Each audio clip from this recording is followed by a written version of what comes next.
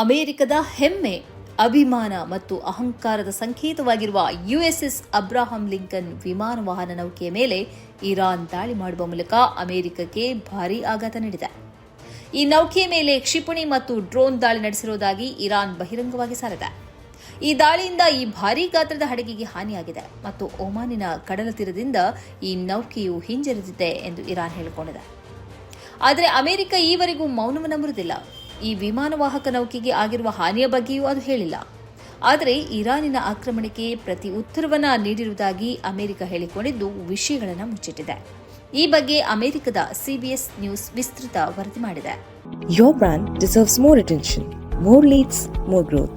From powerful digital marketing that drives results to smart software solutions that streamlines your business and high quality printing that makes your brand stand out.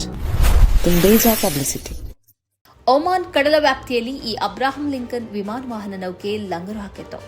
ಇರಾನ್ನ ಮೇಲೆ ದಾಳಿ ಮಾಡೋದಕ್ಕೆ ಅತ್ಯಂತ ಪ್ರಬಲ ಯುದ್ಧ ನೌಕೆಯಾಗಿ ಇದನ್ನು America ಬಿಂಬಿಸಿತ್ತು. ಅಮೆರಿಕದ ಬಳಿ ಇರುವ ಅತ್ಯಂತ ಶಕ್ತಿಶಾಲಿ ವಿಮಾನವಾಹಕ ನೌಕೆಯಾಗಿ ಅಬ್ರಹಾಂ ಲಿಂಕನ್ ನೌಕೆ ಗುರುತಿಸಿಕೊಂಡಿತು.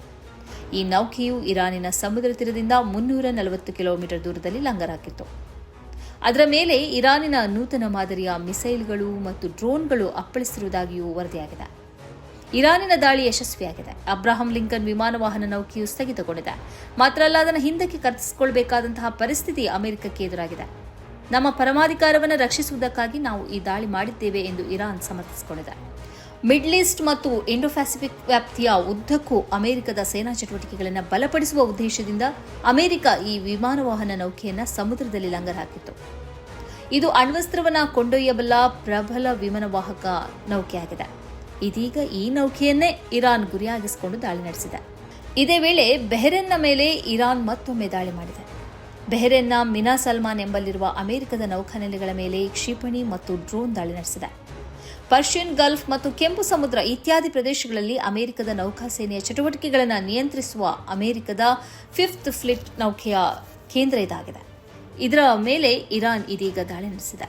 ಇಲ್ಲಿ ಡ್ರೋನ್ ಅನ್ನು ಪ್ರತಿರೋಧಿಸುವ ವ್ಯವಸ್ಥೆ ಇದೆ. ಭಾರೀ ಗಾತ್ರದಲ್ಲಿ ತೈಲ ಸಂಗ್ರಹಾಗಾರ ಇದೆ. ಡ್ರೋನ್ಗಳನ್ನು ಸಂಗ್ರಹಿಸಿಡುವ ಗೋದಾಮು ಕೂಡ ಈ ಅಮೆರಿಕದ ಸೇನಾ ನೆಲೆಗಳಲ್ಲಿದೆ. ಇದನ್ನೇ ಇರಾನ್ ಇದೀಗ ಗುರಿಯಾಗಿಸಿ ದಾಳಿ ಮಾಡಿದೆ. ಈ ಕಾರ್ಯಕ್ರಮದ ಪ್ರಾಯೋಜಕರು Gadiyar group of companies, specialised in piling and shoring, engineering consultancy, fire fighting, steel structures, real estate. Office SIT tower, silicon OSS, Dubai, UAE. ಸ್ನೇಹಿತರೆ, ನಿಮ್ಮ ಅದ್ಭುತ ಬೆಂಬಲದಿಂದ ಸನ್ಮಾರ್ಗ ನ್ಯೂಸ್ ಚಾನೆಲ್ ಈಗ 2 ಲಕ್ಷ ಸಬ್ಸ್ಕ್ರೈಬರ್ಗಳನ್ನು ದಾಟಿದೆ. ಇದು ನಮ್ಮ ಯಶಸ್ಸಲ್ಲ, ಇದು ನಿಮ್ಮ ಯಶಸ್ಸು. ನಮ್ಮ ಮುಂದಿನ ಗುರಿ 4 ಲಕ್ಷ. ಇದು ಕಷ್ಟವಲ್ಲ. ನೀವು ಮಾಡಬೇಕಾದದ್ದು ಸಿಂಪಲ್.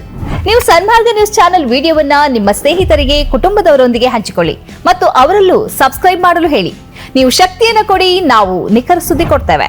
ಧನ್ಯವಾದಗಳು.